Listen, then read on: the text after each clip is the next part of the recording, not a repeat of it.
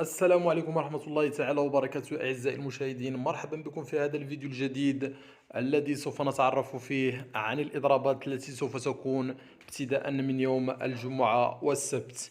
إذا بعد أن تحدثنا في فيديو سابق عن الإضرابات التي كانت من الاثنين وإلى الخميس، الآن سوف نتحدث عن جديد فيما يخص الجمعة والسبت.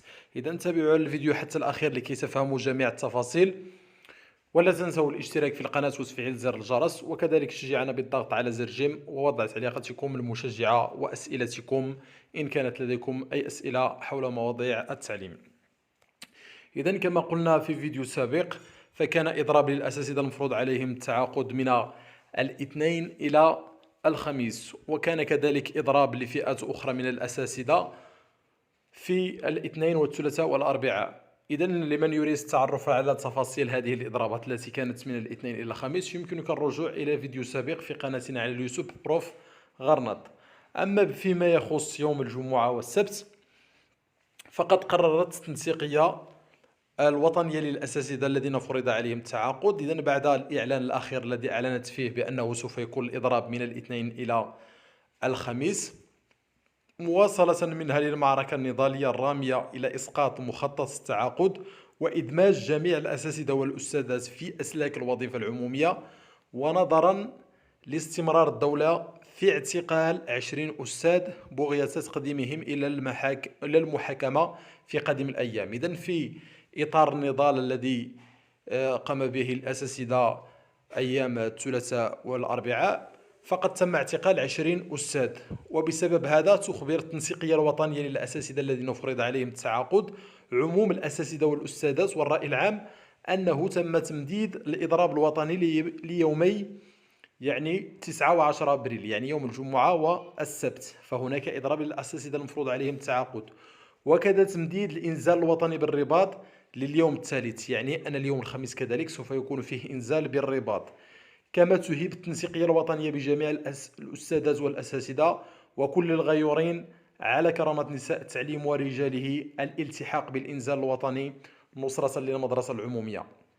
إذا نتمنى من الجميع أن يذهب إلى الرباط نصرة للمدرسة العمومية وللأساتذة. ملحوظة: تفاصيل الإنزال الوطني اليوم الثالث الخميس 8 أبريل سيعلن عنها لاحقا. إذا بعد أن تم الإعلان عن تفاصيل يعني الإضراب بالنسبة لي الثلاثاء والأربعاء، فسيعلن عن تفاصيل يوم الخميس كيف ستكون.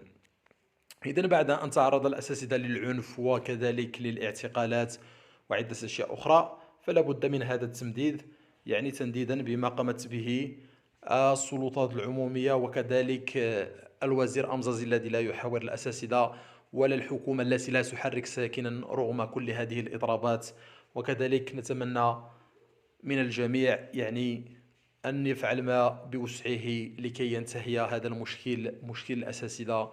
فالأساتذة يعانون من عدة مشاكل بجميع فئاتهم، وكذلك المدراء، يعني مدراء المؤسسات كذلك يحتجون بسبب هذه المشاكل، مشاكل التعليم، وكذلك المفتشين يحتجون. إذن كل فئات التعليم تحتاج بسبب هذه المشاكل التي تقع في المدرسة العمومية.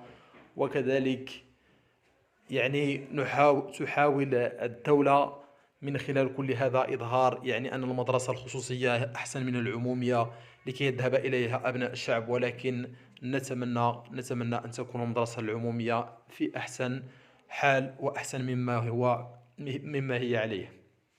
إذن هذا كل ما جاء في هذا الفيديو. لا تنسى الضغط على زر جيم ومشاركة هذا الموضوع مع جميع أصدقائك على جميع وسائل التواصل الاجتماعي، وكذلك تشجيع القنوات المبتدئة الموجودة في أول تعليق، والدخول إلى قناتنا بروف غرناط ومشاهدة الفيديوهات السابقة لكي تتعرف على جميع التفاصيل والأخبار، وكذلك ما سيكون في رمضان 2021 وعدة أخبار أخرى. وإلى فيديو آخر إن شاء الله.